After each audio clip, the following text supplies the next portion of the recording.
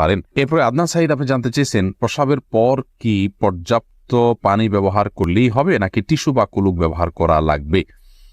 দুইটাই ব্যবহার করা হাদিস দ্বারা প্রমাণিত রয়েছে, আপনি দুইটাই ব্যবহার করতে পারেন। তবে সাধারণ অবস্থাতে স্বাভাবিক অবস্থা শুধু পানি ব্যবহার করলেই আপনি পাক হয়ে যাবেন যদি পেশাবের ধারা বন্ধ হয়ে যায়। এরপর সোহাইব মোহাম্মদ আপনি জানতে চেয়েছেন স্বামী বা স্ত্রী কেউ মারা গেলে তার স্ত্রী বা স্বামী তাকে স্পর্শ করা হারাম, এর কোনো ভিত্তি কি রয়েছে?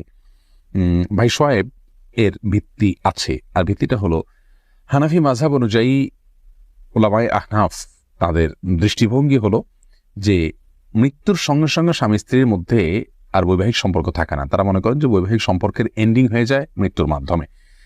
আর যেহেতু এন্ডিং হয়ে যায় তাহলে তারা পরপুরুষ পরনারী হয়ে গেলেন, এই জন্য তারা এক অন্যকে স্পর্শ করবেন না, গোসল দিবেন না। এটা হলো ইমাম আবু রহমতুল্লাহ মাযহাবের দৃষ্টিভঙ্গি। বাকি এর বিপরীত যে মত অনেক ইমামগণের রয়েছে, বর্তমান সৌদি আরব স্কলারগণও যে মতটি পোষণ করেন তা হলো যে বৈবাহিক সম্পর্ক এটা মৃত্যুর মাধ্যমে নষ্ট হয়ে যায় না, ভেঙে যায় না। এই মতটিকে, দ্বিতীয় মতটিকে আমার কাছে বেশি শক্তিশালী মনে হয়। দলিলের দিক থেকে আমরা দলিলের আলোচনা খুব নিগুড়ভাবে গেলাম না, কারণ তাতে কলেবর বৃদ্ধি হয়ে যায়।